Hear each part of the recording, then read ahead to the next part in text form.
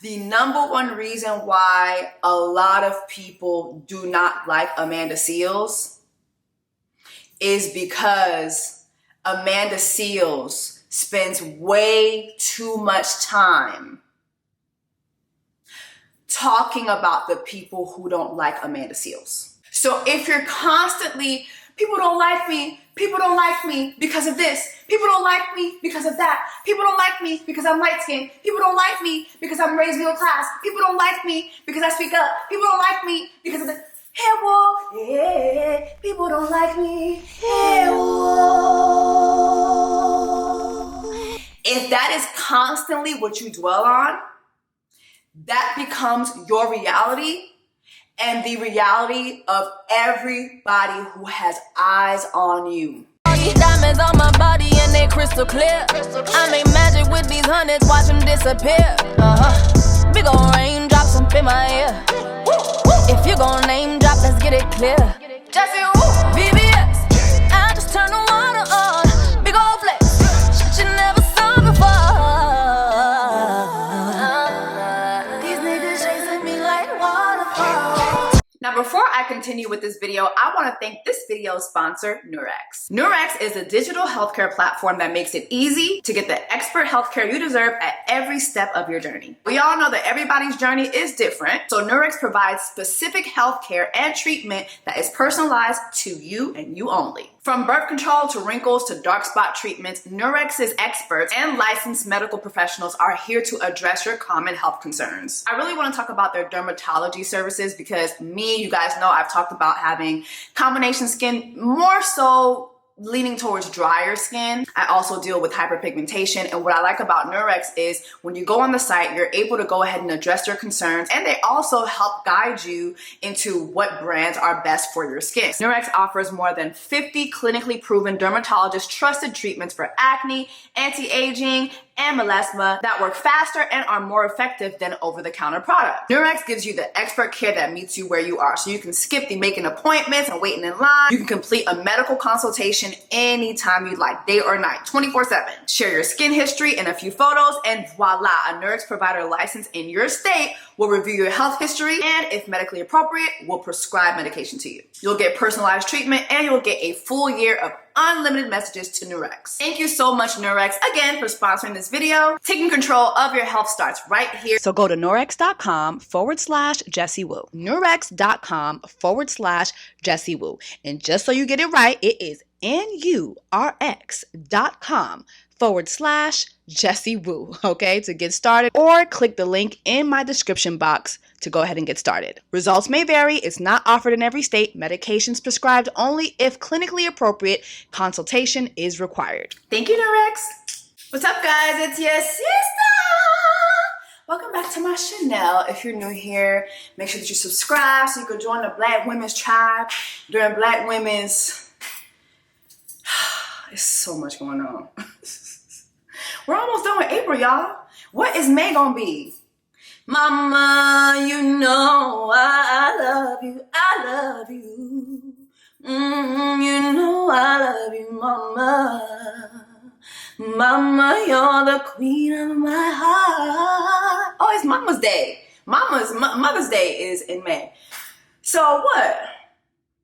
You know what? During Black Women's, I'm not one of your little friends month. How about that?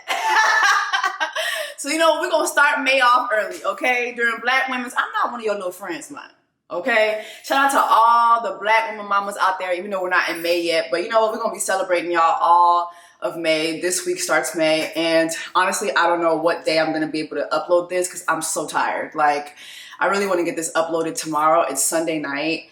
I had the longest weekend. Like, it was great. Like, I had the longest weekend, but it started off with, well, first of all, I'm sorry, hold on, wait. If you're new here, make sure that you subscribe so you can join the Black Women's Tribe during Black Women's. I'm not one of your little friends month, okay? Also, in June, I am going to Cartagena, Colombia, okay? So if you want to join me for my Cartagena, Colombia trip, make sure that you go to woocation.net. and sign up. All the information will be there. Do not email my partnership email because you're not going to get answered. All of the information is on wookation.net, and there is a contact us box. If you submit your questions there, you'll be able to get a response. What else? Oh, you know what, y'all? I went to a Palmer's event. Okay, my weekend. So my weekend was great. I got to spend some time with Mr. Easter, which was great. He's been working like a dog. I've been working like a dog. So we spent a little bit of time. I think one of the things I'm starting to think about, because I have not been in a relationship in 6 years, is schedules. Like, both of us, I think, are workaholics, and we work a lot. I think his line of work is more demanding than mine because he works, he is a producer, he's a television producer. So working on shows, like, you have to be there. And he's working on multiple shows at one time right now. So he's spread very, very thin. And so we just went through a week where it was really kind of rough. Like, it was like our first week where it was like, wow, this is rough. We had a week where I was gone for a minute when I went to New York, but I was gone for less time. He was gone for a minute, and I'm just starting to think, damn, like, when you're in a relationship with somebody, like, you have to start thinking about schedules and all that. Like, damn, like, how does that work? I just really haven't done this in so long, so it's like, dang.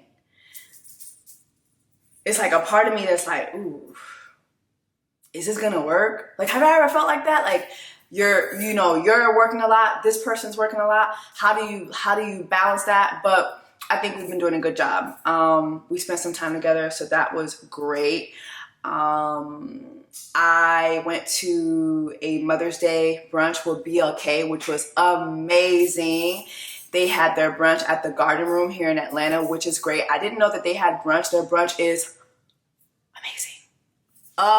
amazing. If you can ever go to the Garden Room for their brunch, please do. I borrowed my friend DJ Cash. His mom, Cash, does something called Bamba Tuesdays here in Atlanta, which this week I'm going to be hosting. I'm going to be playing a new song out there. It's a Amapiano song. But I borrowed his mom, and she and I wore the same color. We wore the same pink, which was crazy. We didn't plan that. But I borrowed his mom, and she was so happy to go. You know, his mom is Haitian. Like, you know, Haitian mamas, they're gonna, one thing I love about Haitian moms, you just show them that you're, you know, just thinking about them, and that just means the world to them. And she just was so excited to come and spend time with me and do the brunch. She was great. It was great. Then I had to rush. I had to leave her at the brunch, but thank goodness his sister came. So they were able to stay at the brunch and have a good time. There was so much going on. They had so much food. They had a henna station, a flower making station. It was crazy. I went over to the convention center for the natural hair show. And I hosted the Mayel booth. That was crazy. Shout out to Mayel for having me. That was crazy. I didn't know that the natural hair show was such a big deal. Like, the whole Atlanta was out there. The whole Atlanta was out there. It was really amazing to be there and amongst so many Black women. During Black Women's, I'm not one of your little friends, man. So it was great. What else? Then today, honestly, I was so dog tired after yesterday, because even after that, I had like other stuff I'm handling, because I'm actually shooting a video this week, and that's been a lot. And so today I was so tired. I'm like, I'm not going to do anything. I'm not doing anything today. And then my alarm went off, and I had forgot that I had a Palmer's event to go to. My friend Kat, she invited me, and Palmer's now has hair products, which is crazy. Like, I did not know this. I did not know that Palmer's had hair products. I've used Palmer's my entire life, like cocoa butter. Their cocoa butter is everything. I use the different scents of their cocoa butter. Like, right now, my favorite moisturizers is the Palmer's cocoa butter and the Vaseline. Their line that I've showed you guys before with the brown bottle. But Palmer's is amazing. And we did this planting, like they showed you how to be like a plant mom, to grow a plant. They showed us how, it was just amazing. It was an amazing event. Shout out to Kat and shout out to the Palmer's team. And they came to Atlanta and they didn't like bullshit us. It was a really, really nice event. A really, really nice event. And I got to speak with their marketing team and that was a good conversation. So hopefully I get to do stuff with them. But in honor of me going to the Palmer's event, I do want to send you guys some products from their hair care line. So if you are a member, the first member to leave a comment under this video, I'll go ahead and contact you and send you out some Palmer's products. Look, y'all, if the glove don't fit, you must acquit. All right, y'all, that's it. Let's go ahead and get into this Amanda Seales interview on Club SHAY. There's so much to unpack. So much to unpack that I actually was thinking about not making this video because I think the internet has become a very unsafe place to talk about Amanda Seales. I really feel like there's really no common ground when it comes to talking about her. It's either people really, really like her or people really, really dislike her, which makes her a polarizing person, I guess, because of the emotions that she invokes in others. Before I go into this interview, I want to say this, and I think I've said this before here, and I'll say it again.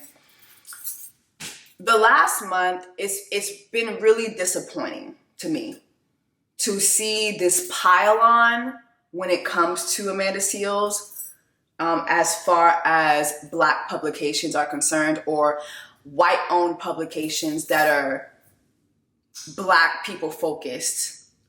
Seeing them pile on her has been very disgusting to watch. It's been sad to watch.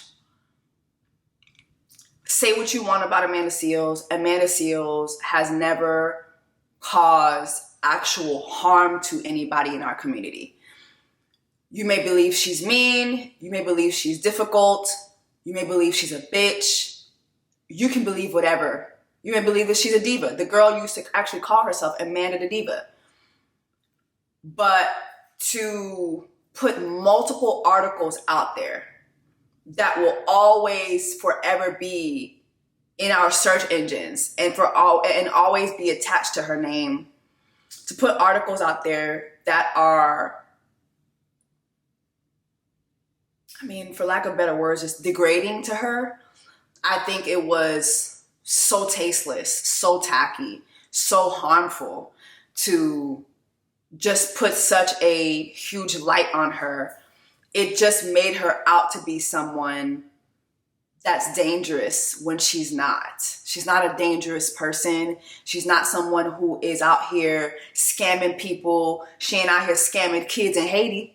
She's not out here scamming people, that are looking for a come up in the industry. She's not out here, having people transport pink powder. She ain't a pink powder puff girl. You know what I mean? Like, she's not out here harassing her employees and creating a toxic environment for her employees. She's not someone who has put their hands on or violated anyone's body. There's so many things that she's not that to me just should be enough to give her grace. You know what I'm saying? And I just feel like when it comes to Black women, the way we just be so quick to throw away Black women, to me, it's just so wrong. It is so wrong. I think it's important to, while acknowledging all the harmful things that Amanda is not, I think it's important that we remember all the great things that she is. And I just want to post a couple clips of her using her platform to address social issues. She talked about Haiti. She talks about Palestine. She talks about, DEI and what these lawmakers are doing to harmfully roll back the times and, you know, make Black people the last in line again with their policies. And I think it's important that we just take a look at some of these clips. She even addressed some of the predators that we have in the industry and her experiences there. Amanda's someone who's very knowledgeable. She tells the truth. She tells her truth. And I think that she has been instrumental in helping people to watch out for certain things in this industry. And I think that we need to acknowledge that. I could give y'all a history lesson on this happening forever in America. This right here. We've seen these images. History. But what would be the point? Because it's not history. It's happening now. And we are living in a place that is so fucking backwards that the past is the present. But y'all want to argue about masks. We don't have a shared focus, and I believe these demons have crawled back to the surface through the fissures of our divide. Can do exactly what Mehdi Hasan said he could do and listen to the majority of the American people who have made it abundantly clear that they want to see a ceasefire. They want to see Palestinians no longer under the threat of death for literally just being Palestinian. And we also want to see a number of other things, like Biden actually just listening to us on the subject of education, on the subject. We really want to see him stand up against the Republicans. That's what we really want to see. Right. We want to see an actual difference that is a chasm, not a half step. Because of things he's done and things he hasn't done for Palestinian people? He's definitely lost my confidence. That's for damn sure. I mean, at the end of the day, I am not in any position to tell people how to vote or where to vote, or in terms of him losing my vote. Ultimately, none of these politicians are really winning anyone's vote. They're just kind of possibly getting it by nature of choosing the lesser of two evils. And if I was a human being, well, I am a human being, and as I am a human being and I was running for office, I personally would hate for someone to be voting me because I'm the lesser of two evils. That means I'm still an evil. Right. So what should he do then, if you were the president? What should he do? If I were the president? Right.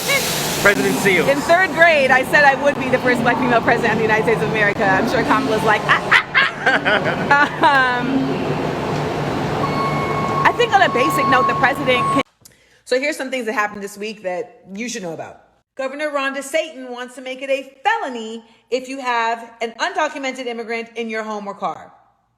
He also introduced HB 999, and that is a bill that, if passed, will remove all Black sororities and fraternities from college campuses in Florida, along with Latinx sororities and fraternities, along with gender studies, feminist studies, and Jewish studies, and more. Speaking of education, Texas officials announced a state takeover of Houston's nearly 200,000 student public school district. Yeah, fascist long game, getting control of the schools. South Carolina Republicans proposed a bill that could subject women who have abortions to the death penalty.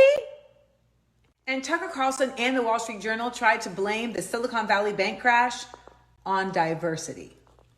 Their thesis that they were too focused on hiring diverse people to see the money wasn't adding up. The math wasn't mathing. Now, with all that being said,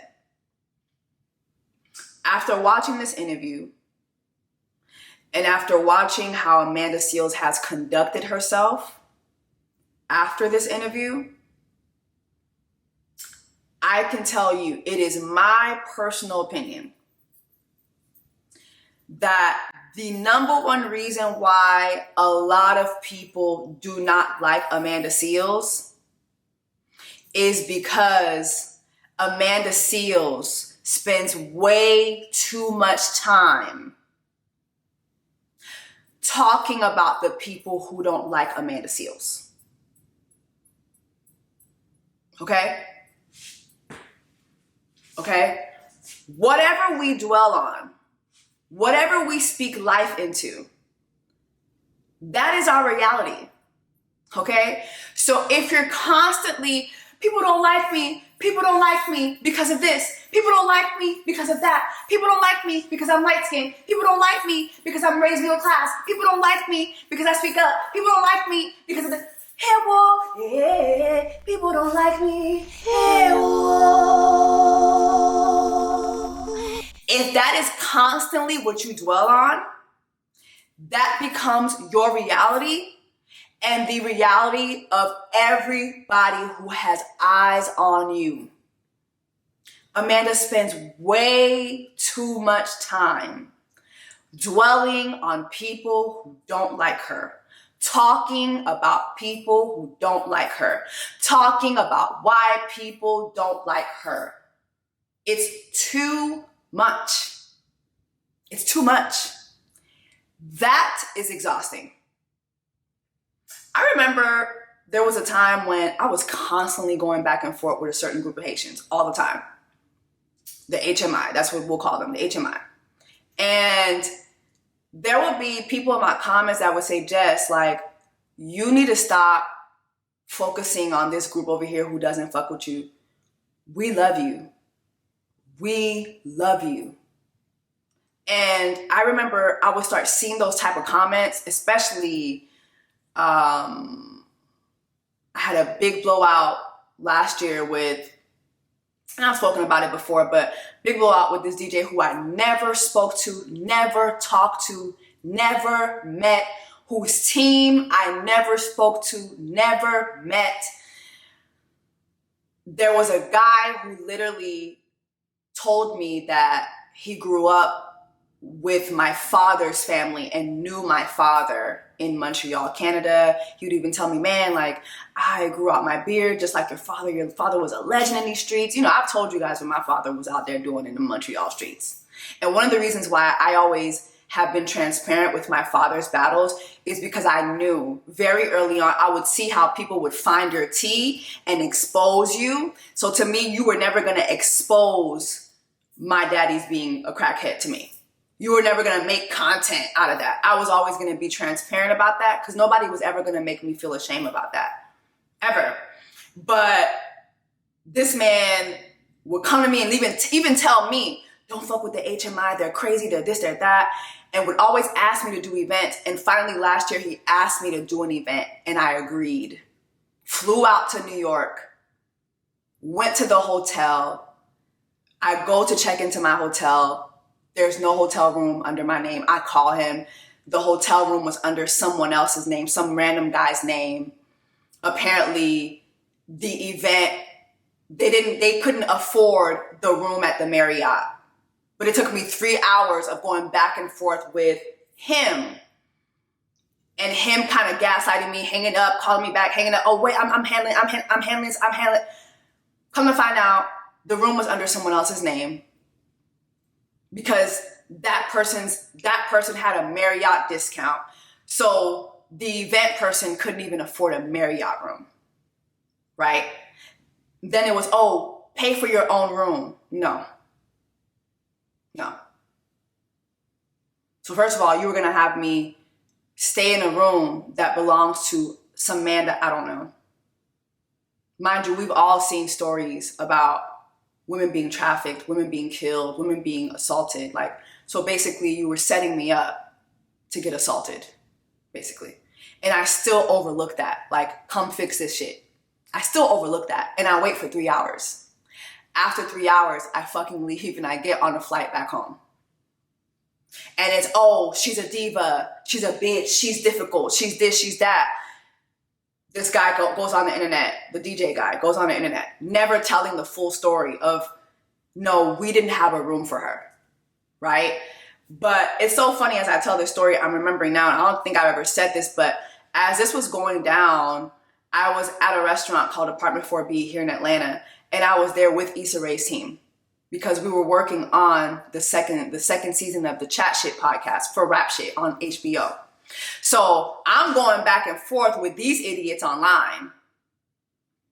You know, that's why that's why the culture don't fuck with you. And I was like, yeah, well, fuck the culture. I don't care. Oh, she said fuck Haitians. Never said that. Never said that. But yeah, fuck the culture who would actually send me to a room that does not belong to me and put me in danger like that. And then get online and not be transparent about that, but talk about me as if like, you know me, as if you've talked to me, not acknowledging what you did to me. You know what I'm saying? And I'm putting up receipts and still the HMI Haitians are, fuck you, we don't fuck with you. And I'm like, all right, well, fuck y'all. I don't fuck with y'all either. Oh, you don't fuck with Haitians. It's okay for them to tell me they don't fuck with me, but the minute I say I don't fuck with them, it's a problem, right? But I say all that to say there were people that were like, girl, stop fucking with this group of people. Stop acknowledging this group of people, because you have all these people over here who do love you, who do fuck with you, who do support you. And I started just to think about how exhausting that is for people who do support me, for them to see me always going back and forth with these people. Watching Amanda triggered that for me. Like the fact that this is almost always what I see with this woman, is that she's always acknowledging and going back and forth with people who don't like her, who are committed to not liking her. She's mentioning people that the public don't know, public don't care about, and how they don't like her. And it's like, that is why a lot of people don't like you. It's not just that this and that has happened. It's the fact that you keep shining a light to the fact that there are people out there who do not like you. And I'm not saying that as a way to diminish her experiences, because her experiences are her experiences. Especially in this industry, a lot of folks, I'm sure there's a lot of shit that Amanda didn't talk about in this 3-hour interview. But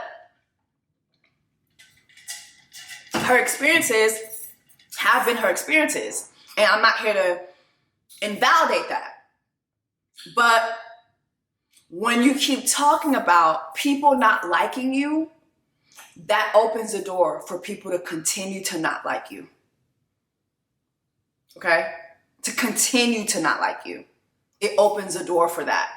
So we've got to get to the point where we stop acknowledging that. We stop shining a light on that, because that now is your reality, because that's all you acknowledge or seemingly acknowledge, at least to everybody who has eyes on you. Going back to the fact that when everything was happening with the DJ online, that I was actually in a restaurant with Issa's team. Jifa, who works at Issa's company, who hired me for the Chat Shit podcast, her and Zach and other people that were there that were part of the work we're doing, they were all like, Jess, like, because they read the post and they're like, yo, this is not you. We know who you are. We know what it's like working with you. We know you are a pleasure. You are a pleasure to work with. You have been amazing to work with. And it's like, while people were online dogging me out, in person, I was with these people and I was crying, because it was like, I think sometimes you really want everybody to like you. You want the world to see you how people who actually know you, you want the world to see you that way. But unfortunately, that's just not the reality of most of us, okay? A lot of us will be unliked, especially by people who have never interacted with us. That's just the reality, especially if you have a following. Especially if you have a following. If you're someone like me who does commentary, shoot, if you go in my last video, people are dragging me because I'm biased for Portia Williams. You know what I'm saying? Like, just because I keep saying, yo, guys, her and Fallon were not friends. And y'all are like, well, but she still slept with her husband. Never said she didn't. My point is, they were not friends. You have Fallon in an interview saying they were not friends. People will not like me because of that. Because now I'm supporting someone sleeping with someone's husband. You know what I mean? Like, it is what it is. I can't fight that battle. If they don't like me, they don't like me. Everybody is not required to like you. That's something that I had to realize. Everybody is not required to like you. However, it has been my reality that in spite of people not liking me, I have still been able to pay all my bills for the last 7 years off of me liking me enough to believe in my talent and to use it. Somebody not liking me has not stopped me from paying a phone bill. Somebody not liking me has not stopped me from buying this home. Somebody not liking me has not stopped me from buying them 2 cars in my garage. Somebody not liking me has not stopped me from buying my smart fridge downstairs. Like, and that's not me being arrogant or showing off, because I don't even like to tell you guys how much money I make. And I will never say that, because money comes and goes. You can make money today and literally be broke and on your ass tomorrow. That's the way of the world, right? But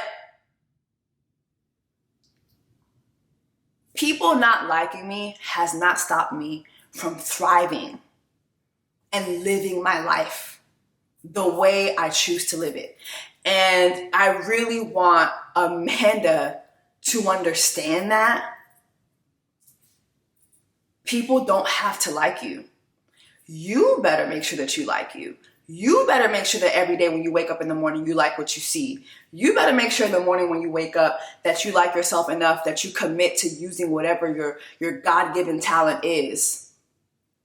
Whether it be being a creator, whether it be being a manager at the local grocery store, whether it be being a bank teller, whether it be being a car technician, whatever your gift is in this life, you better make sure that you like yourself enough to commit to doing what you need to do to thrive in this life, in spite of somebody at work not liking you. We all have people at work that don't like us. We've all, like, raise your hand if you have folks at work that don't fuck with you. Before I had a platform, I worked in corporate America. My last corporate America job, it was only 3 Black people in that company, and I experienced a lot of racism. I got fired from that job. That still didn't stop me from doing what I was sent in this world to do and finding my purpose in this life. So I don't know, I feel like I'm ranting, but I really want Amanda to get to the point where people's opinion of her, people not liking her, is no longer a subject. Let this be the last time that this is a subject. I want to talk about Shannon Sharpe for a moment throughout this interview, right? I feel like, and I'm saying this as someone who has not faithfully watched Shannon Sharpe interviews. There was a point in my life where Shannon Sharpe and Skip Bayless and Stephen A. Smith did have me in a chokehold. Like, I was a football head. And I used to enjoy watching Shannon Sharpe dissect the game of football. Like, I think he is a genius when it comes to sports, especially football and, guy stuff. He's very entertaining.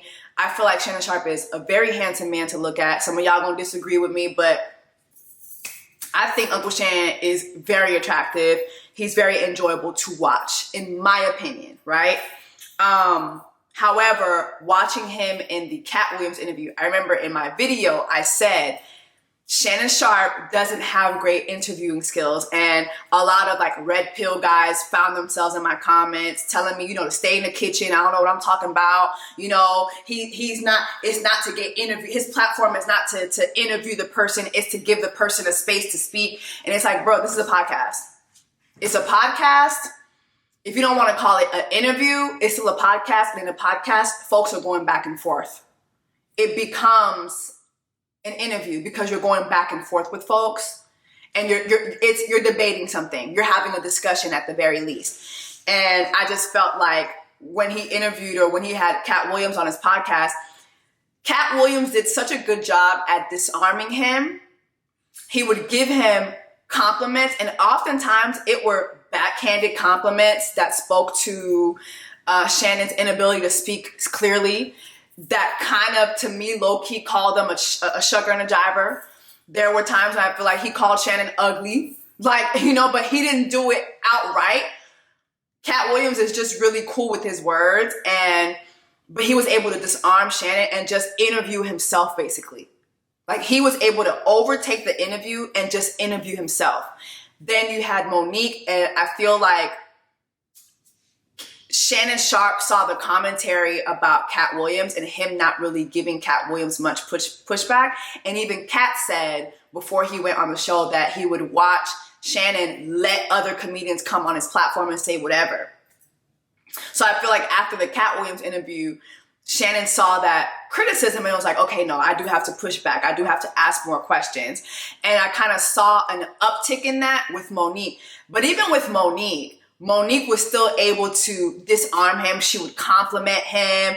Like, you know, she just was really good at disarming him and telling a joke here and there. And she was able to get to say what she wanted to say and steer the conversation back to the subjects that she wanted to focus on. And yeah, I feel like I watched the Lil Rel interview a little bit, but the Lil Rel interview was not that entertaining to me. But yeah, he's had Chris Brown on there. He's had a lot of big names on his platform. Was it Quavo or Offset recently? He's had a lot of people on there. It just feels like the comedians are the ones that go most viral. And I really think that it's because as comedians, they just have a gift. They have a knack for telling stories, right? But anyway, Shannon Sharpe is not sharp. I think outside of sports, he's just not sharp. He's not well-versed. He's not educated in a lot of subject matter, which is why I think he needs to do a better job at preparing himself for his guests. The fact that one of the first things that he asked Amanda or said to Amanda, you know, within the first couple minutes of the show, I think the first 10 minutes, so your mama's white. Why are we not researching that? And I think he said that to her twice. Your mama's white. She said, Mom's not white. Amanda has 2 black parents. I believe her father is African American and her mom is Grenadian. 2 black parents. Okay? I'm gonna need Shannon Not So Sharp to make sure that his team prepares him for his interviews. Okay? One thing Shannon is very good at is a beautiful introduction. Anytime you watch the Shannon Sharpe interviews, his introduction, amazing how he introduces his guests. Amazing how he introduces his guests. Like, I think whoever writes his introductions needs to write them for like all the big talk shows, all the award shows. Like, whoever's doing that writing is amazing. But I need his team to better prepare him. He wasn't prepared to talk about a lot of these things, okay?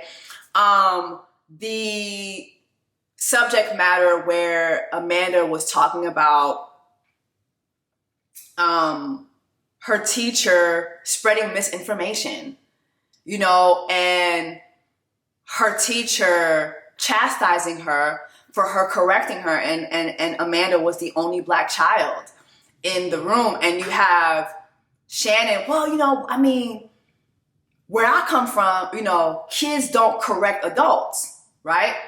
And a lot of people who are Shannon's age come from that era, right? But also, I would think Shannon being the age that he is, would be able to look back at when he was younger and recognize that he too most likely experienced racism from his white teachers. Especially if he was in an environment where there was a limited amount of black students.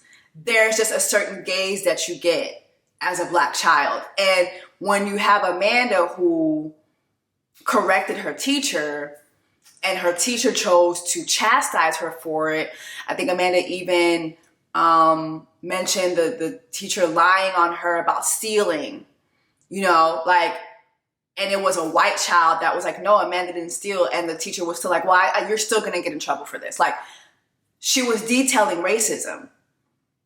And when Amanda brought up Ruby Bridges, you know, and they started talking about children being racist. And Shannon was like, well, no, I mean, children, you know, they're just kids. And she's like, so do you think the kids who were spitting at and throwing rocks at Ruby Bridges, you don't think that they were racist? Well, you know, they're learning, two things can be right at the same. No, Shannon, it's racism. It's racism. Racism is taught very early on. It is taught very early on, which is why when we look back at people like Ruby Bridges, who's still alive this day, and we see her experience, it was because those kids were being taught racism by their parents. And when you hear Amanda say, I'm not understanding why at this juncture you're trying to defend someone that you don't know. I'm telling you the story. I'm telling you the story of what happened with me and my white teacher. I'm detailing racism to you. Why are you trying to defend that? And you have Shannon saying, well, you know, I mean, just because I'm bringing in another point of view doesn't mean I'm trying to be combative. The editing in that segment was a little weird because it's like he brought up the word combative. I felt like maybe she brought it up to tell him, hey, you're being combative about this. But Shannon was being combative. Like, why are we defending racism? Just why? Just why? Just why? And I tell you, DEI cancellations are working. So much so that people that are Shannon Sharpe's age will defend racism. It's really crazy. It was just really cringy to watch. And then, what else? I believe Amanda was talking about, you know, just some of her job experiences. I think she talked about, you know, having a job as at Sirius XM, and that story was wild. And I believe she talked about like somebody else offering her a job, but they were upset at how she would send out one-word answers. And I think the one job was like, you know what? Hey, we were going to offer you this job, but we just don't like the way that you've been answering us. You've been given these very short answers. And Shannon was like, but you were answering a yes or no question. And she's like, yeah, but they wanted me to. And Shannon was like, what? They want you to shuck and jive for it? And she's like, yes, right? That part was a little cringe to me, but not just on Shannon's part, but I thought it was cringe on Amanda's part. Like, correct me if I'm wrong, but if you're going back and forth with someone in email and they're asking you yes or no questions, right? What harm is there in yes, please, or yes, that's correct, or yes, I would love to? What harm is there in that? That don't mean you're necessarily shucking and jiving, and you're just being polite. Yes, please, absolutely, I would love to. That would be great. Of course, yes. What's the harm in that? Just saying. I don't think everything has to be so literal. There are times when you can just showcase a little more humanity. And that's something we're going to get to later on when it comes to Amanda. Because I feel like Amanda looks for a lot of humanity in others, but she doesn't display it. That's something we have to discuss. But there's also a part too where Shannon talked about the fact that a lot of times folks have to wear a Halloween costume. And I was like, damn, I'm surprised nobody cut that clip. I thought that clip was interesting. But get out there and dance, nigga. Okay, yeah. This is the part. And finally, I got an email that said, you know what, we decided to go with somebody else because by your but people need extra words. Like the normal way that things are read so that I could better protect myself. Right. Like that may be the truth, but you don't got to tell it right now. You know it and good for you. Right. Hold that. Right. Hold that. You don't got to tell it right Right. now. It may have been a yes or no question, but people need extra words. I lost the job because I was answering in yes or no questions. How you lose a job if you answer yes or no? Because you added. Because they were emailing me, asking me yes or no questions. Okay. And my responses were yes. Yes. And no. And then finally I got an email that said, you know what, we decided to go with somebody else because by your responses, it seems like you're not interested. Well, you say answer yes or no. So now you understand me. It took us a little bit, but you're here. So I'm So then when you say yes, I would love that. I'm sorry. So now you understand me. It took us a little bit, but you're here. I'm definitely going to be using that. She gave us a lot of good one-liners in there. Definitely going to be using that. But again, I just feel like, although I don't feel like that should be enough for you to lose a job, I do feel like, okay, if somebody's asking you yes or no questions, yes, please. Yes, of course. Yes, I'd love to. Yes, absolutely. No, no, thank you. No, but like, what's the harm in that? Why? I feel like when somebody is just so short with you, when they're giving you a short yes or a short no, that doesn't translate well, especially not in no email, because they're not face to face with you. They can't see your heart. They can't feel your spirit. They can't see your tone. So it comes off very like standoffish. And I'm sorry, if I'm hiring people, I'm going to hire someone who displays a little bit more humanity than that. But for her, she's like, oh, you know, people need extra words. Yeah, we do. Yeah. It's just, I don't know, etiquette. It's just a nice thing to do. But anyway, let's continue. So then when you say yes, I would love to have the job because I think this is an amazing opportunity for me and I just love this company. I think it...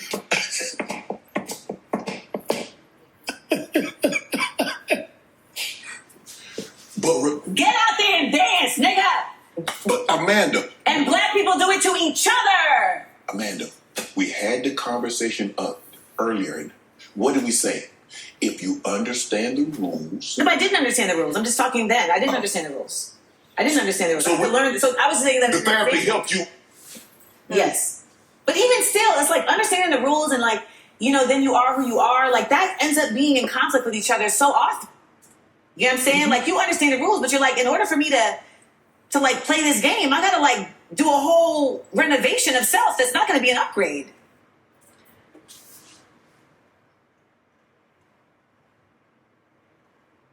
I don't know. I feel like my sister is constantly like in this fight that doesn't have to be there. And like Shannon was saying, you know, it can come off a little cringy, but if you listen to what he's saying, he's like, Amanda, if you understand the rules, like all of us, like if you've gone to school, right? Remember when you were in high school and they started teaching you about how to apply for jobs and this is how you write an email. I don't know how they do it now, but this is how you write a cover letter. This is how you answer emails. This is your heading. This is your closing. These are just courteous things that I was taught in school how to communicate when going back and forth regarding a job opportunity. Yes, thank you so much for the opportunity. Till this day, when I get contacted to do partnerships with a brand, or even like some of the ads that we get here on YouTube, going back and forth, thank you so much for the opportunity. It don't hurt me to say that. Am I shucking and jiving when I do that? It hurts me none to just say that.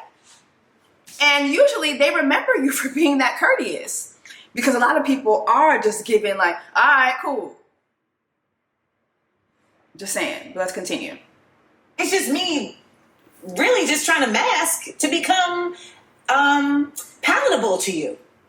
But don't you think realistically there are a lot more people that dress in Halloween costumes year-round as opposed to just on that day? I do not want to be those people, and those are not the people that change the world. And that's what I'm here to do. And I literally went and got my master's because Rich Bova on the campus of Purchase College stopped me and held my hand, because he was a psychic. He would always do readings for people. And he just held my hand and was like, well, you got to go get your master's. And I was like, God, I thought I would. I don't know. I don't know. I just feel like there's nothing wrong with that. And like how Shannon was saying, don't you feel there are a lot of people who do wear a Halloween costume year round? Like, he's not saying that you have to act like something you're not all the time, but there are times when you do have to just bow down a little bit. That's just part of life. That's part of playing the game of life. It's not just a Hollywood thing. It's just playing the game of life. People who are sweeter get more honey. You get more things with honey. You just do.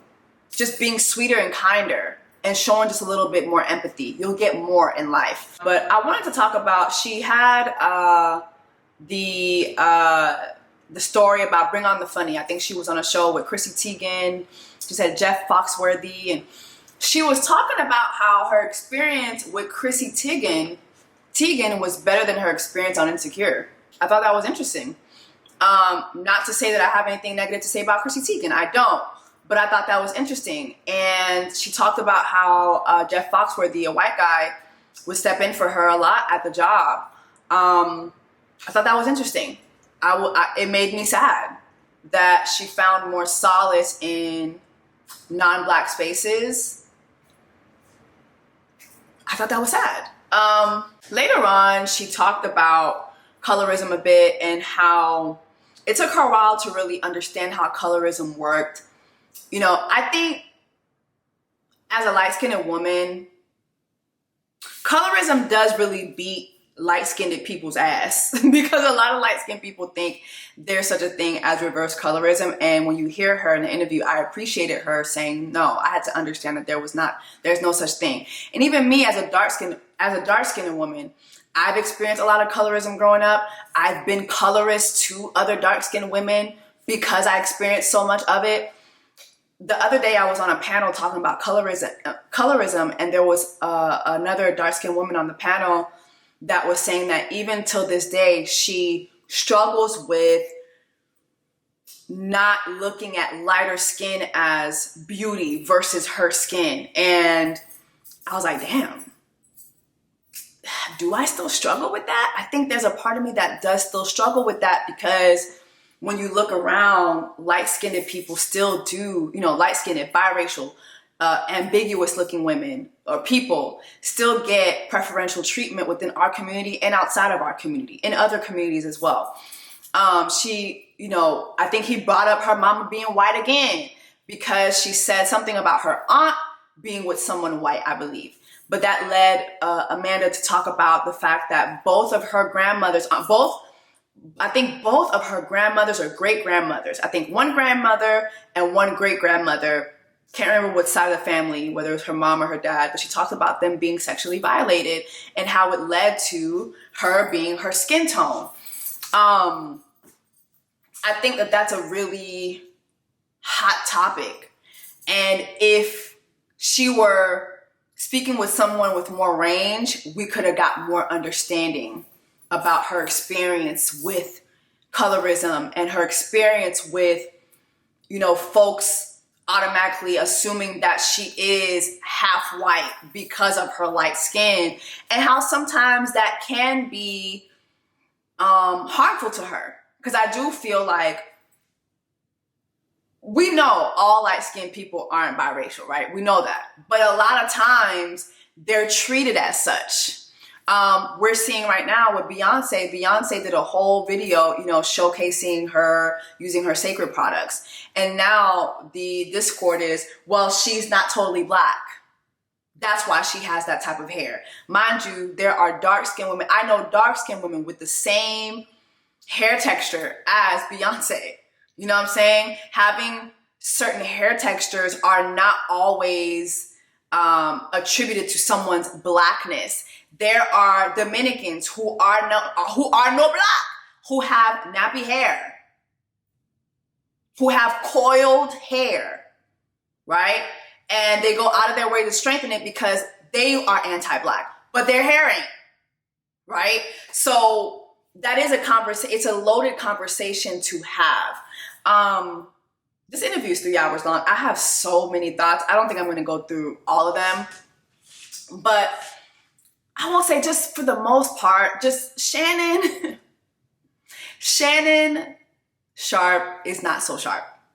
And I don't think that Shannon was the right platform for Amanda to have certain conversation.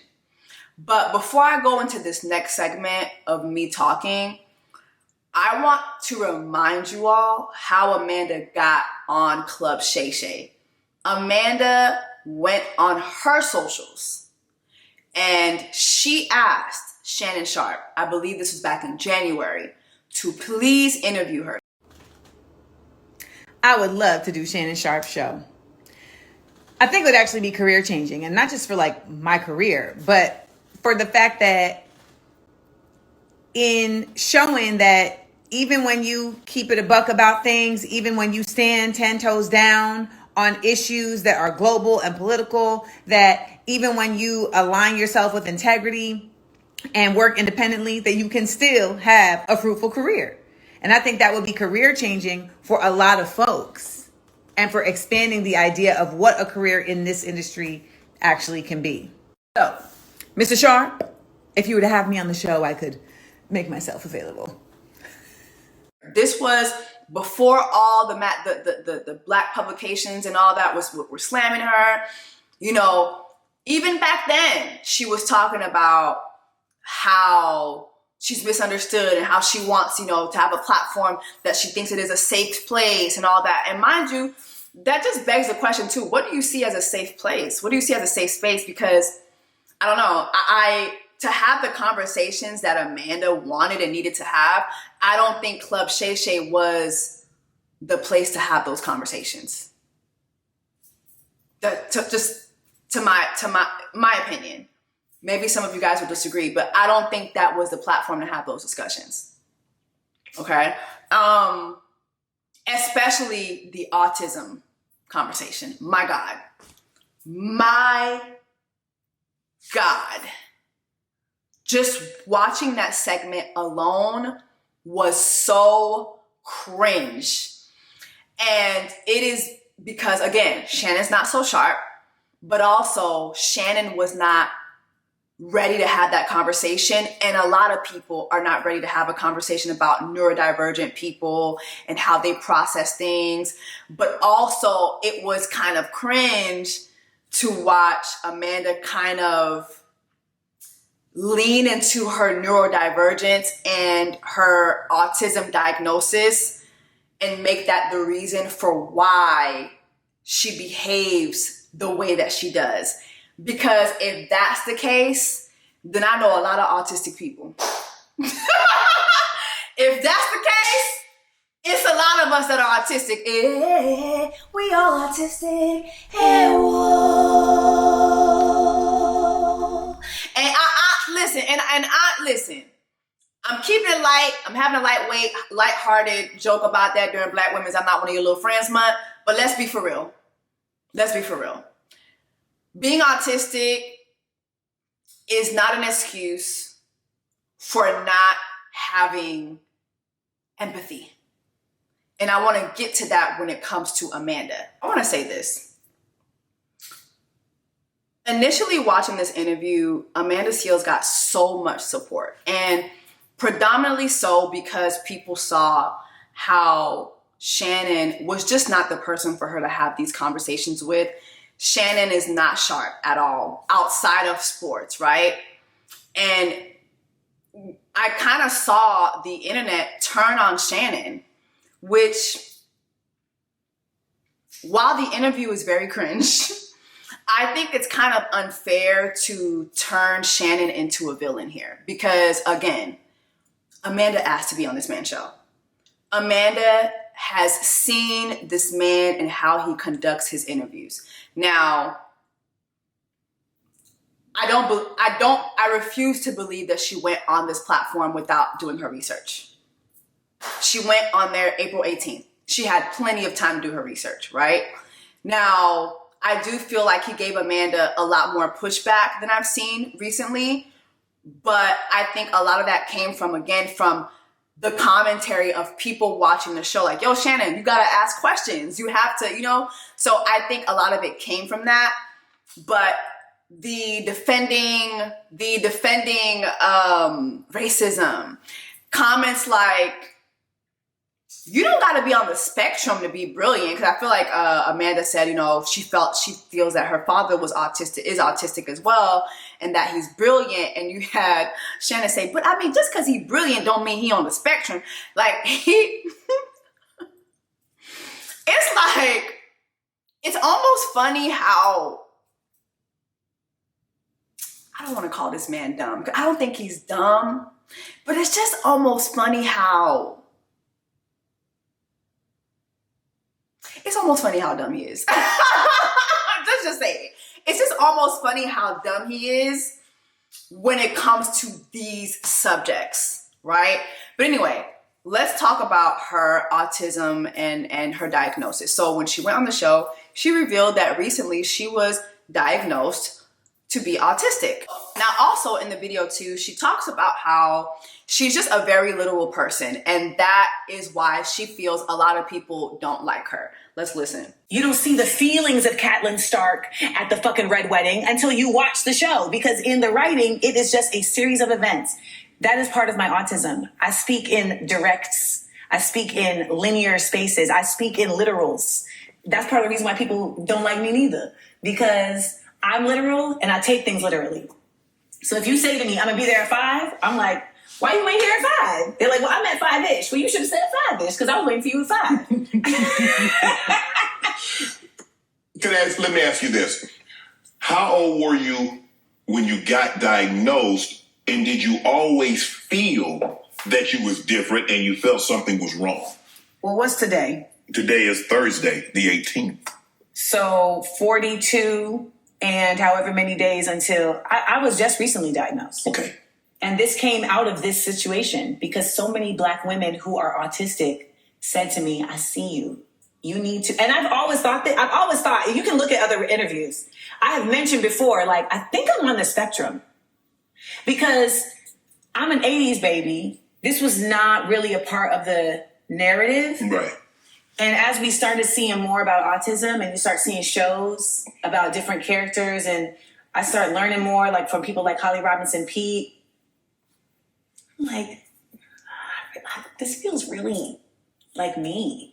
But then, I think sometimes we're afraid to learn certain things. Yeah. So 60s and 70s, baby, just got whipped and put to bed. So 2 things, right? Because I really want to go back to that literal comment that she made. But she talks about, being diagnosed with autism, and how she also talks in the interview about how getting diagnosed is a very hard thing to do sometimes because of the racism in the medical field. And I think that we really do need to take a pause and think about what she was talking about when she talked about that. Again, Shannon Sharpe wasn't the person to have that conversation with. As a Black woman, during Black Women's I'm Not One of Your Little Friends month, we know what Black women go through when it's time to give birth. We've seen recently a woman be misdiagnosed with, what was that influencer? She was misdiagnosed with beauty influencer. Jessica Petway died of cervical cancer following misdiagnosis. The 36-year-old died a year after being diagnosed with stage 3 cervical cancer, which doctors originally said was just fibroids. Okay? So we know as Black people that the medical industry is not an industry that is favorable for Black people, especially Black women. Our bodies are still so very misunderstood. I saw recently how what's the girl? Blame it on my own mama, Victoria Monet. She was talking about how, so many people were talking about how thick she looked at Coachella because that ass was sitting. And she came forward and she said, hey guys, so I recently found out that I have PCOS. She gained so much weight. If you remember her around the Grammys in February to now in April, it looks like she gained a good 20 pounds. And that's a short amount of time to gain weight. I was just having a conversation over this weekend with some folks about my body and how a lot of times I will juice for a couple days just to keep my weight down. And the conversation was, what weight are you trying to lose? What weight are you keeping down? And it's like, bro, our bodies don't function all the same. It is very easy for me to gain weight. And I remember asking my doctor if I had PCOS, and she was telling me that I should go to a nutritionist and do this and that. It wasn't just something easily that she could diagnose, right? And so I'm thinking about, if something like that is so hard to diagnose, imagine ADHD, imagine autism, you know, something that I know I've never been diagnosed for, but a lot of you guys sometimes will notice how ashy my hands are. Something I've never said to you guys, sometimes my skin starts to split and it will bleed, and that is eczema. I have extreme eczema on my hands. And it's something that I developed in the last couple years, and finding different moisturizers, finding different, you know, products that are best for my skin was an issue for me for a long time, but I think I'm there. I think I'm good. I'm getting better. Like, this was the first winter season that I didn't see any splits in my skin. Yes, it will get, like, sometimes my hands will get inflamed, especially this hand. It will get inflamed and it will get so rocky. Like, it will feel like, my hand will feel like sand. You know, our bodies are not a monolith, okay? Black bodies are not a monolith. Being diagnosed is for a lot of things costs a lot of money. It's very costly. And so I think that that's what Amanda was speaking to when she was talking about getting her autism diagnosis. She kind of talked about the racism in the medical field in the interview. Now, post the interview, Amanda fucks this up. Like, watching Amanda fuck up her support in less than 24 hours has been astonishing to me, because when she spoke up about having autism, so many people were like, oh my gosh, you have autism, I feel seen. Oh my gosh, you have this, I feel seen. You know what I mean? There's been some of you, when I talked to you guys about my HPV scare, some of y'all were in the comments, and even till this day, the other day I was telling you guys I felt a lot of pain, and there were some of y'all in the comments, Jess, you need to go check. Maybe, you know, it's your cervix. Like, you know what I mean? Like, y'all be feeling seen, right?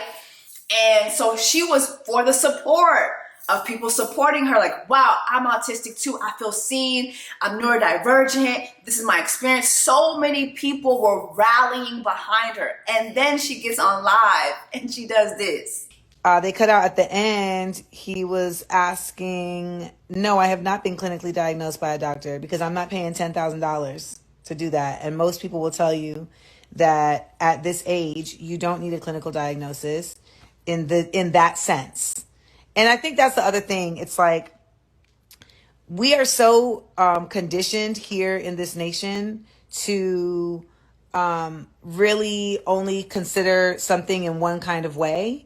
And I will get back to that. And this clip of her from her Instagram live was something that was going viral on Twitter, Threads, everywhere. And so blogs started to pick it up. And you have Baller Alert who posted it, right? Shade Room posted it. Every blog posted it, right? Because, hello, you said you were diagnosed. But in this live, you're saying you self-diagnosed, right? And so people are like, well, what is it? Like, so do you really have autism or not? Like, what is it? And so you have people posting, and then she saw the Baller Alert post. So now the Class Act, Baller Alert, yet another black space, because there is such a dedicated effort to degrade me and defame me. It is beyond my scope of comprehension. Wants to suggest that because my autism diagnosis did not come from a clinician, that it is not valid. What's not valid is people speaking on things that they don't know about. And my autism diagnosis is not for you all to discuss. It's not up for your debate. And anyone who is speaking on or trying to invalidate diagnosis that comes outside of a clinician is only revealing that they actually don't know anything about autism diagnosis or autism. So I just want to once again thank you all for the love. And this is further proof of why we as Black people, particularly in Black media spaces, we are. And this was Baller Alert's response. Like, girl, we're just posting what you posted. We're just posting what you posted. We're not, like,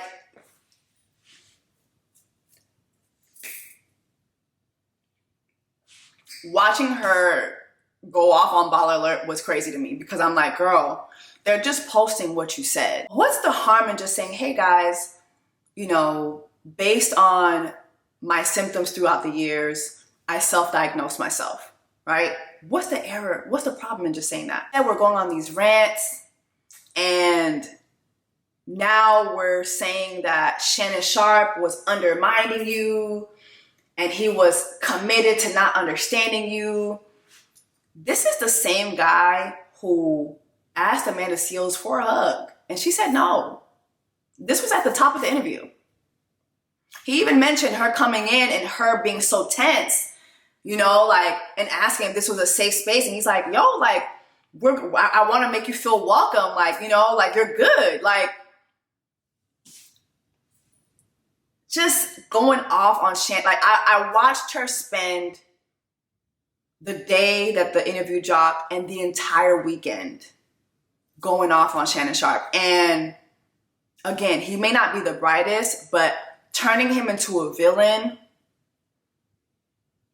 and then like turning the public into villains because they're questioning what you said. When you were on the podcast, you said you were diagnosed. When you tell folks that you've been diagnosed, they're just automatically assuming your doctor diagnosed you or your psychiatrist diagnosed you, right?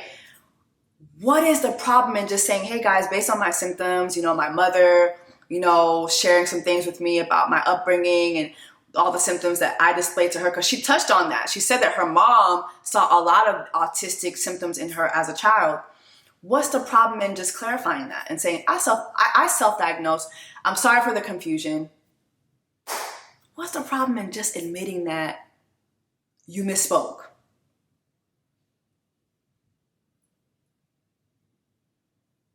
Could that be one of the reasons why people don't like you? Is that you have a hard time just acknowledging when you make a misstep? We all do it. We all make mistakes. It's okay to just say, hey guys, I misspoke. You're a woman of very many fancy, multi-syllabled words. So people are expecting you to give us information and give it to us accurately. That's all. And so when you post things like this, you're losing support. You're losing support. And then when you say things like, well, I wasn't going to pay $10,000. I get it. It's very expensive. Like, I get it. It's very expensive. But again, you know, you have everyday women who are looking to you like, yeah, it's very expensive. Like, you know, to get a diagnosis, it's this, it's that. I've seen so many women come forward and talk about how it's just $3,000 just for doctor's visits when it comes to autism. I get it. At the end of the day, though, Amanda, you've been in this business for over 30 years. So a lot of people are looking at you and assuming $10,000 is nothing to you. Especially during the days of Insecure, where you're on this hit show for 5 years. You've had 2 HBO specials.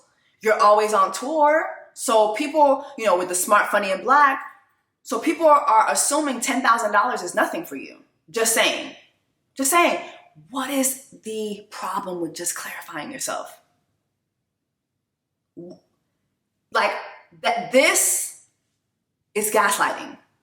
It's gaslighting. Okay? And I think that might be one of the reasons why people don't fuck with you. Is just your inability to acknowledge when you misstep. It's okay to say, you know what? I misstepped. I misspoke. And let's move forward. Let's move forward. It was cringy watching. Well, Shannon Sharpe has been very nice about Amanda, even despite a lot of the shit that I've seen her say about him online. He hasn't said anything negative about her. I saw this clip where he talked about her, and it was him, Gilbert Arenas, and Ocho Cinco talking about, you know, her being on the podcast. He was very happy about her being on the podcast. But then you had these men talking about, well, this is why she ain't got no man. Back, she paused. She like, can I have a hug? And then she was cool. I think a lot of things that, and people like, I was trying to invalidate her experience. No, I wasn't. It's the same thing I told Monique when Monique said, I was trying to get this role and Oprah told me to go blah, blah, blah for, Right. And she ended up getting the role. I said, well, Monique, did you ever think that they were looking for a black heavyset woman and you two were probably the only two in Hollywood? And she said, oh, okay, that makes sense. Right. And so when she said the white lady had her teacher, I said, Amanda, did it ever cross your mind that, I don't know where you from, but where I grew up, Ocho, kids never corrected a parent or an adult. Corrected? Yes. And that's what I said. I said, Amanda, did you think maybe because you were a child, even though you were right, the mere fact that a child corrected an adult. Now, maybe in today's time, that's fine. Maybe where in some places you grew up. But I don't ever remember being in a situation, a child couldn't even interrupt an adult conversation. You couldn't pull on your parents or your grandparents' leg and say, hey. I'm like, huh? No. So that's what I was saying. I said, maybe, Amanda, it wasn't racism. Maybe it was the fact that a child was correcting an adult. But that was her experience. That's what, and like I said, I mean, that's how she felt about it. But I enjoyed the interview. I enjoy talking to people. Yeah, I mean, everybody. And I do my research, but I try to go in with as clean a slate as I possibly can, because I don't want what someone else has said about her to influence what I think of her. Right. Yeah. I'm going to come up, I'm going to ask the questions. And then at the end of the day, hopefully when she sees it, she'll be pleased with the finished product.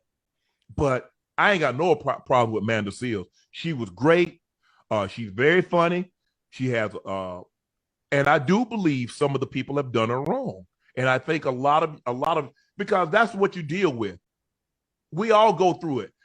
Dealing with men or women, you're not dating them, you're dating their childhood, their past traumas.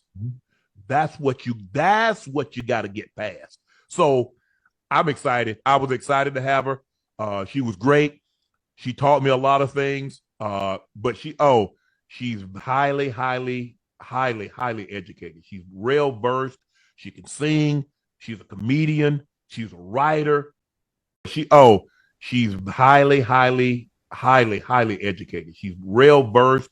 She can sing. She's a comedian. She's a writer. Is she married?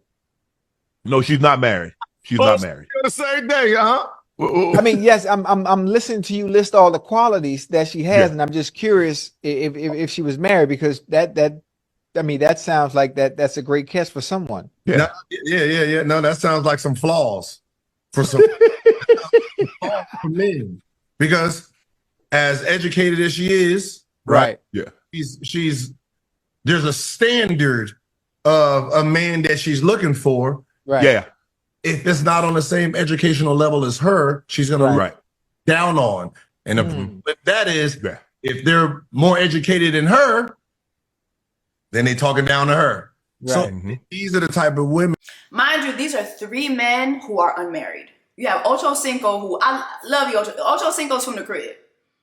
Dade County down, always gonna have love for Ocho Cinco. But baby, how many baby mamas do you have? How many children do you have? Gilbert Arena, are you married? Shannon, are you married?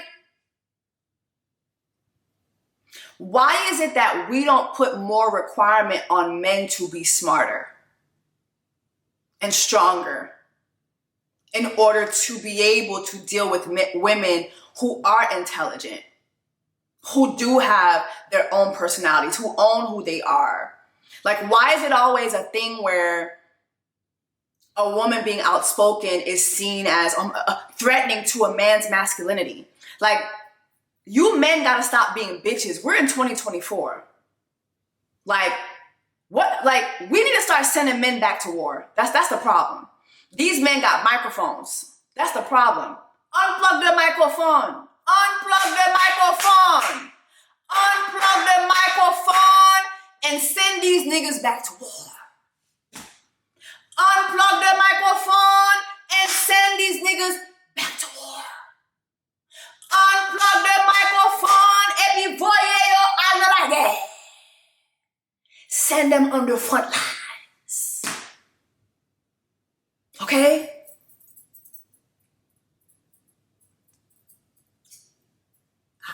I need you men to stop being worried about a woman's masculinity. Just because a woman is smart, just because a woman is outspoken, that should not threaten your masculinity. If that turns you into a bitch, we need to start sending you niggas back to war. Y'all gotta go back to war. Okay? Matter of fact, put Trump back in office and send all these motherfuckers back to war. Yeah. So y'all can shut the hell up and leave us alone. It's so tiring. It's so tiring. This conversation is so tiring. Please, shut up. Okay, currently you're on Kevin Hart's LOL network. No. You done with that? That ended like 2 years ago. Kevin, people's taking shots at Kev. I know Kev a little bit. But I think he's great at what he does. I know he's an extremely hard worker. He puts a lot of time into his craft, and he's built a platform that tries to elevate people. Oh Lord. I think that's his goal, but I don't know that his staff has the same fervor for that he does. Okay. And mind you, Monique said this. Monique said the same exact thing. That Kevin Hart has a good heart. Kevin Hart has great intentions, but there seems to be a disconnect between Kevin and his staff. And I don't know that he's I'm saying this literally, like I don't know if he's necessarily empowered them to do that. Mm-hmm. I literally don't know. I know that he voiced his intentions to me, but they were unable to be carried out. Right. And I have no hard feelings. Kev looked out for me in a situation that was, Live Nation tried to like cancel my whole tour. And I had to call people I know that, got the juice. Right. And Kev answered the call. That's unbelievable. And it was a time where I didn't have other jobs. So if I didn't do them shows, there was no money. Right. Because my man made no money. And he wasn't trying to make no money. So I was the only one making the money. Right. And I remember sitting in my living rooms, like staring off into space, and he came in because I was quiet. And if a man is quiet, we in the problem. And my ex, he came in and was like, you good? And I was like, no. Because if I don't do these shows, we will not have money. Right. For the bills. And so I really appreciate Kev because he didn't have to do that, and he did. So in that clip, we hear her talk about how Kevin stepped in and helped her out at a moment where Live Nation was canceling her shows. This was stripping her of her money. She was with a man who also wasn't making any money. So Kevin Hart stepped in. So the Shannon Sharpe social media team posted this clip of that whole segment. And there's this clip going around of Amanda Seales going off on them because of it.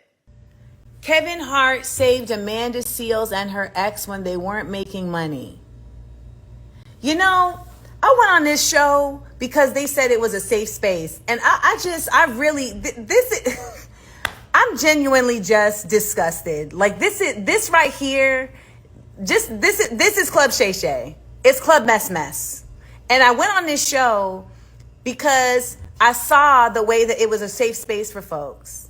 And to do this right here, the messiness, it's just, this is what I mean about redefining what a black space means. Because this is not by any means protecting black people. But get y'all. For the record, what I did say, because I know you're not going to watch the interview, what I did say was that when Live Nation tried to screw me out of my shows, Kevin Hart came to my support. That's what I did say.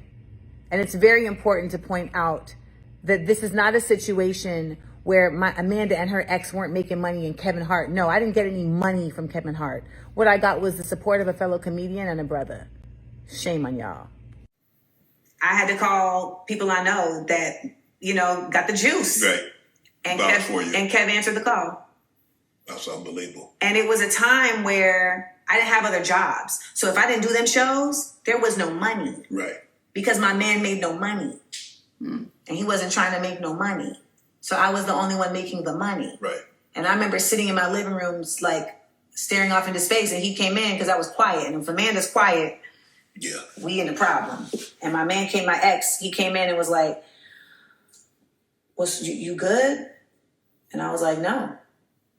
Because if I don't do these shows, we will not have money Right. for the bills. And so I really appreciate Kev because he didn't have to do that, and he did. Girl, you said it. Why are we going off on Shannon? Like, you said it. You said it. And Kevin Hart is someone whose name keeps popping up on the Shannon Sharpe show. I'm pretty sure Shannon Sharpe has reached out to Kevin to come on the show because he's a hot name on his show. So that's why they would post that clip. You said it.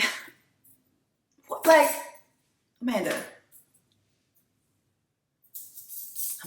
you said it. You might have not said it word for word, but you said it.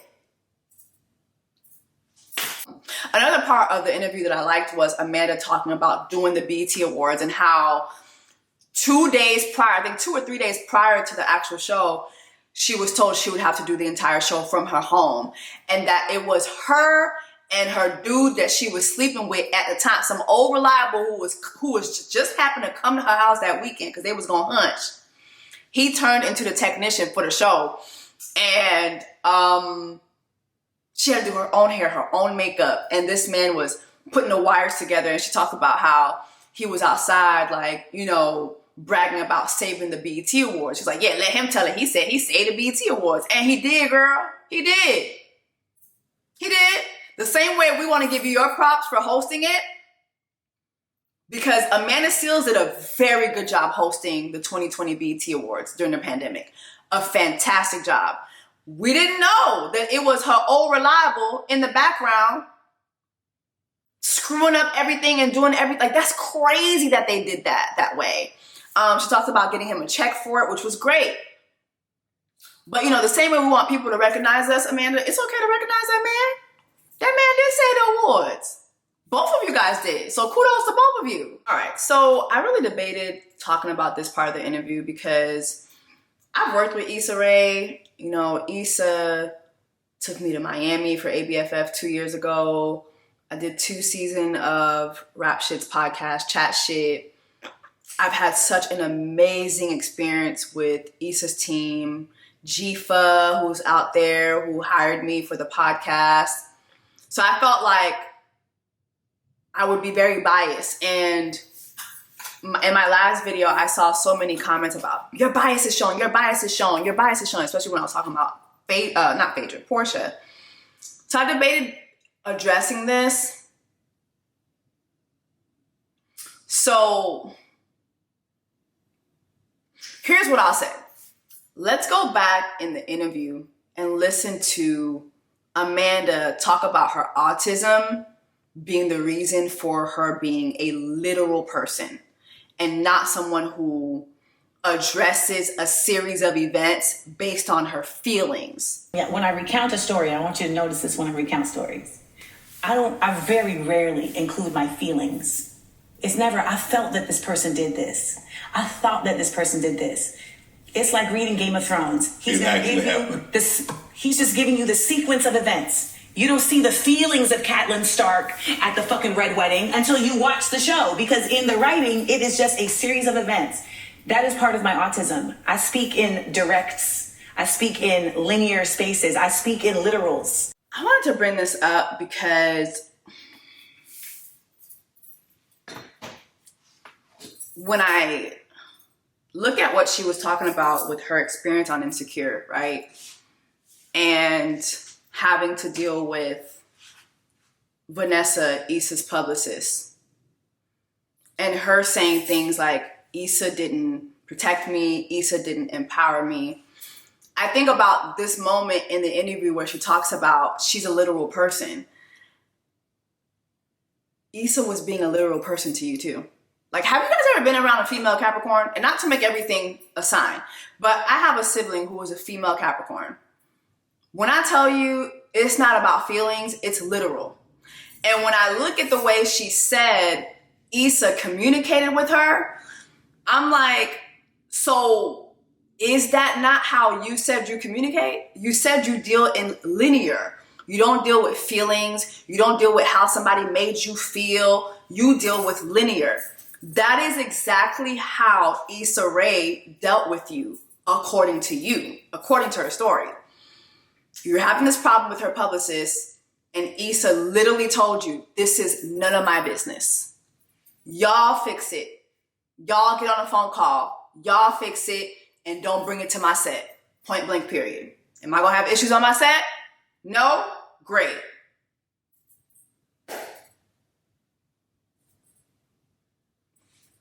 She spoke to you in a linear. She never said, well, you know what, Amanda, this is how I feel about the situation. This is how Vanessa feels about the situation. She never did that. According to Amanda, she dealt with you very linear, which according to you and your autism, that is how you understand things. That is how you explain things. That is how you see things. So according to you and your autism and how you process information, Issa Rae dealt with you accordingly.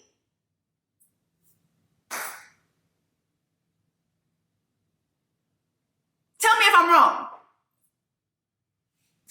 Not trying to be biased here. And as somebody who can be very biased, because I love Issa Rae. Love Issa Rae.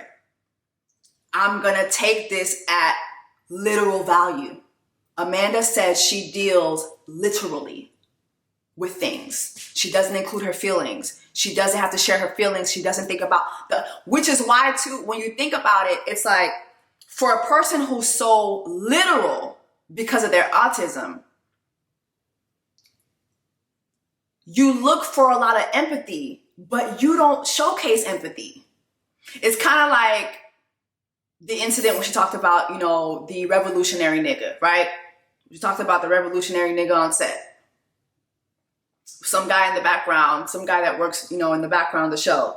And he did something. She's like, wow, you a revolutionary nigga. And he was like, I'm not a nigga.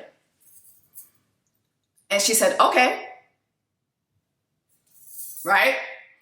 Now, this guy goes and he tells someone above them, and now she's confronted and she's reprimanded for using the word nigga, which I thought was crazy because it is insecure, but also I do understand the fact that every black person does not like that word. Nigga is not a word that every black person likes for many valid reasons, right?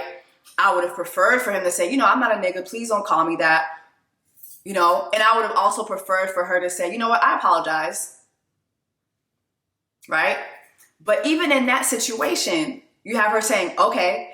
And then you have her on the interview saying, I should have called him a bitch ass nigga. You look for empathy, Amanda, and you don't have it. You look for other people to empathize with you, but you don't have that skill. You don't have that skill. And again, with the revolutionary nigga moment, while I don't think he should have went and got a third party involved, I strongly also do not think that it should have taken a third party to get involved for you to say, I apologize. The moment he said, I'm not a nigga, I apologize about that. I'm sorry. Didn't mean to offend you.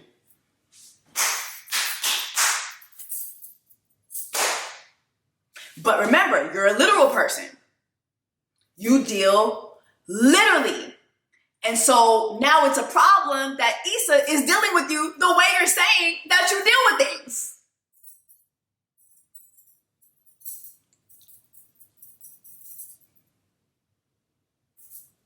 And let's keep it a buck. The whole Vanessa thing, I'm going to just tell y'all where I stand. If I know somebody don't fuck with me, I'm not going to anything they have going on. I don't care if they're the person doing the decorations, I'm not going. Back in December, I got invited to go perform at something down at the Barclays Center for Haitian Independence Day. I looked at the list. I said, oh no, this DJ's been online talking about me. This DJ who was just shaking his titties in my Wyclef video was in Michael Braun's comments talking about me. Not going. Not going. Don't care. I don't give a fuck if these niggas are just operating the light, because they can wait till I get on stage to turn it off. Don't care. Don't care. Don't care. And so, to me, it was very obvious when you hear this interview, and I've heard her talk about the Black Emmy party before. It's very obvious you and Vanessa been had issues. The fact that you went to the party is wild to me. And I understand that somebody invited you, but I'm gonna say this too, right? Getting to the door and them telling you you can't come in, all I need is one time for somebody to tell me some fuck shit. I'm gone. I'm gone. It's not that it's not that deep. I don't gotta shake my tail feather with you niggas tonight. It's okay. It is okay. The moment I get to an event and I have one issue at the door, I'm gone. I'm the type of person, if I get to your event and I don't find parking, I'm leaving. Let alone me get to the door, me park, me tiptoeing through cobblestone, or well, they were in LA, so it's not cobble, but me tiptoeing in my Louboutins coming to the door and we don't got you on the, okay, cool. I'm gone. I am leaving. Like, I'm gone. I'm gone. I'm done. Quickly. So to me, there's just I find difficulty with understanding why you want to be at somebody's event that clearly doesn't fuck with you. And it's just not just anybody. This is somebody who has the power to get you the fuck thrown out. And again, not saying it's right or wrong. Not saying what happened to her was right at the party. But I'm just saying, if I don't fuck with you and you come to my shit, bitch, I am getting you escorted the fuck out. You know what time we on. I don't fuck with you. You come to my shit, bitch, it's on and popping. Security, escort her the fuck out. And we all know what happens when security is escorting you out. They are like, yo, I'll never forget. I was at a club. I was getting into a fight. Like, me and my friends, we was in the club brawling with these girls who came to our table and was trying to like muscle us out of our section. I go to, like, we're tussling. I go to grab a bottle. Literally, I grab the bottle. Security. Next thing you know, I'm getting jazzy jeffed out the damn club. Like, out the damn club. Okay? That's how security operates. That's their job. To throw you the fuck out. And when you hear her give the story, girl, they told you several times not to be in that damn club, not to be in that damn party. They told you several times. What is not registering? What is not registering?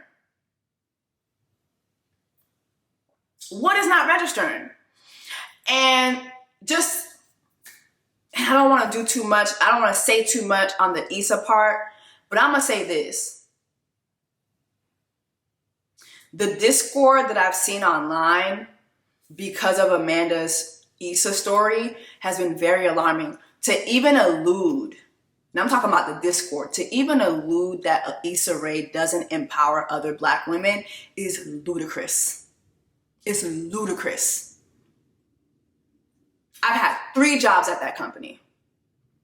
Jifa, who hired me, Black woman. Vanessa, who is Issa Rae's PR, that is her best friend from college. Every time you see Issa, Vanessa is there. And if you look at Vanessa's media company, a public relations company, she has the top clients in the game. Just go look for yourself. The top clients in the game. That is based on her and Issa's work. They've worked together to do extremely amazing things in this industry. They've empowered each other. And Issa, the fact that wherever Issa has gone, she's taken Vanessa, that's her empowering her friend. Insecure was written based on Issa's group of friends in Sanford. And she's hired so many of those friends. They're Black women. Chat Shit was co-created by Sarita Singleton, a Black woman. First episode directed by Sade Joseph, a Jamaican Black woman. I can go on and on.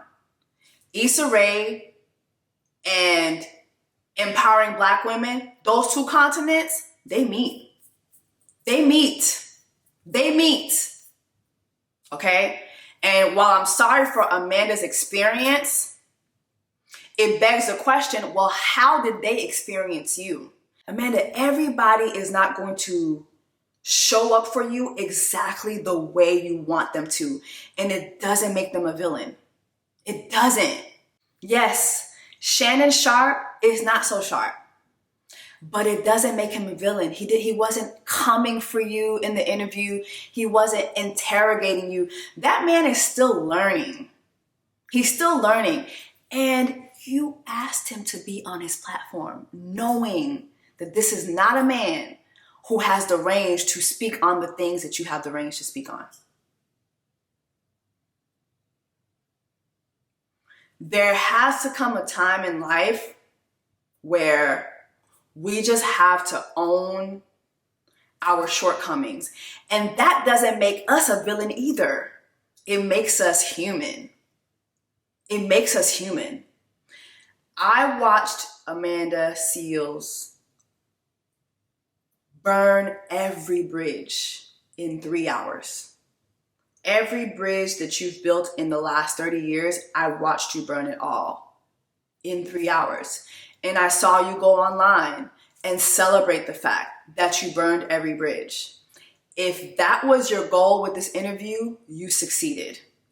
And your behavior post the interview, you succeeded. This interview to me did not make me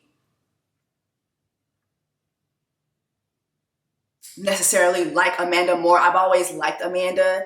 I've always thought Amanda was smart, funny. This interview did make me understand you more, a little bit more, but it made me think about how have these other people experienced you. I've been in various group chats. Amanda Seales has come up so many times at a lot of the industry stuff I'm going to.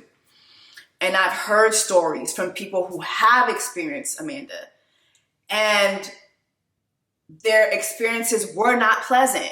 However, it was always the conclusion that in spite of that, it's still not right to see you get piled on the way these publications piled up on you. But it makes it hard to defend you when you continuously self-sabotage. It makes it hard for people to defend you. It does. When you go on this interview and you speak on Issa in a way that caused so much dangerous discord in a manner that we have never seen with Issa. Ever.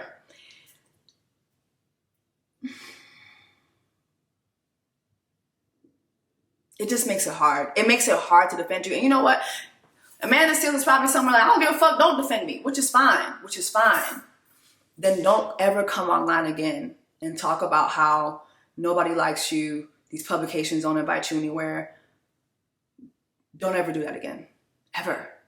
Now is a time for you to figure out what you're going to do on your own. I don't see Amanda working in Hollywood after this. I think Amanda would have to come forward with a bomb-ass stand-up. Like, you would have to drop the most fire-ass stand-up comedy special we've ever seen, or you'd have to get a placement in a movie or a television show role where you undeniably are phenomenal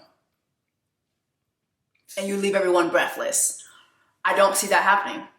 So, however, because Amanda is a podcaster, a radio show host, she makes content, she's an activist, I see Amanda just doing her own thing. Do your own thing, Amanda. Do your own thing. Become your own outlet. Become your own outlet. The last thing I will speak on to is going back to the empathy thing. That Tamir Rice segment was horrible. It was horrible. And I'm not going to do too much on it. Actually, I'm going to let my friend King of Reads break it down. Some years ago, let me read the message because it was originally on Instagram where she commented. So Tamir Rice's mother posted this on Instagram, and she basically called out Shaun King. Why do you think it's important to tell folks we had a conversation?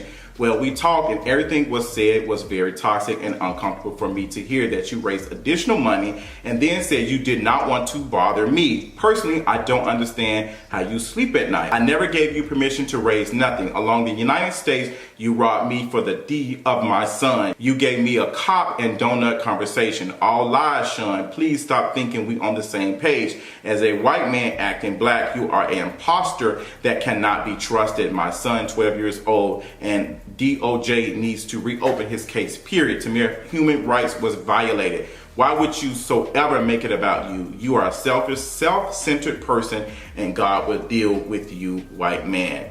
And this was posted on, Instagram, and Amanda Seales, posted this on the blog, who reposted it, and she said this: it's no secret that I have side-eye SK, meaning Shaun King. However, bigger picture, nobody finds it somewhat odd that she, just out the blue, going out of her way and being given every platform with no receipts shown to call out one by one black activists / organizers that have been the visible faces of the movement. Just food for thought. Amanda Seales being a wordsmith, understanding language, all of the things. This is her response to a mother who lost her child. This is her response. There's no grace. There's no care. There's no anything. Amanda Seales is basically doing everything to everybody else that she's claiming folks are doing to her. I could never imagine getting online and coming for a grieving mother in the defense of Shaun Talkum X King, of Shaun, I just became a Muslim yesterday, let me sell y'all these Ramadan dinner tickets King. Okay? Of Shaun Croissant Nouvelture King. I could never do it. That alone. And Amanda said herself on the podcast, she don't fuck with Shaun King like that. So to watch you come for that young man's mother who was grieving, and for you not to have empathy to say, you know what? This is what I was conveying. I'm really, really sorry. I want to take the time out to tell Tamir Rice's mother that I apologize for that. That little generic apology that you say, oh, if I've ever offended anybody, I'm sorry. Nah, that's not going to fucking work. That's not going to fucking work. Shannon didn't even ask you about Tamir Rice. You know why? Because he's not well versed. He had no idea. I don't think Shannon Sharpe knew anything about you prior to this interview. Nothing but what he saw online. Okay? But had you been sitting down with someone who was well-versed in the movement and well-versed in what happened with Tamir Rice, they would have asked you, so do you have anything that you want to say to that man's mother? Anything you want to clear up? And if you had no intentions to apologize to that lady, you should never brought her up. Amanda, you look for empathy in people and you don't have it. You don't have it.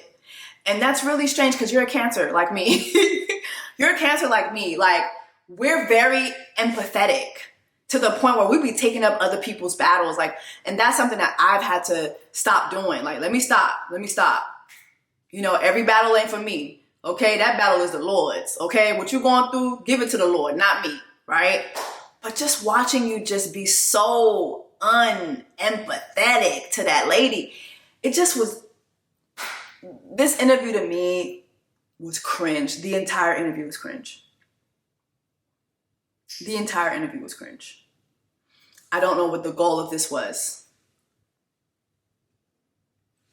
And I don't see much positivity coming from this interview. You've made it very clear that you hate the interview, that you hate that you felt that Shannon Sharpe was interrogating you. It is what it is at this point. I wish Amanda Seales the best. I text her, I asked her, hey, listen, like if you're ever doing a show in Atlanta, I would love to, you know, honor 2 people from my YouTube with tickets to your show. So I'm committed to doing that. She didn't answer. I'm pretty sure her phone is blown up. But I've been publicly very supportive of her. I still support her, but I gotta be honest and say this was a shit show. It was a shit show. Like, the interview was one piece, but your behavior afterwards, it just was, I can't. My sister has burned too many bridges, and there's nothing I can do for her. All right, y'all. Well, let me know your thoughts. I know this is probably a long one, but drop it in the comments. Let me know your thoughts on the Amanda Seales interview, and I'll see you guys in the next one. Take care.